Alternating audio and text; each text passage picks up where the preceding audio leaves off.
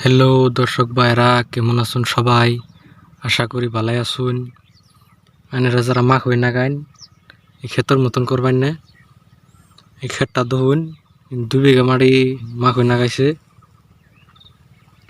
ঘাস হয়ে ভরছে, সময় মতন ঘাস মারা দেওয়া হয় নাই, ফলে মাকে গাছগুলা লাল লাগে গেতাছে গাইছে। গতিকে আইনারা আগেই ঘাস মারা দিয়ে দিবেন, ঘাস কম থাকতেই। এই ক্ষেতে মাকইগুলা ছোটো ছোটো হবো, কারণ গাছগুলা নাল নাই গেছে গা। গাছগুলোও অত বড় হবো না, সময় মতন ঘাস মারা দেওয়ার হয় নাই।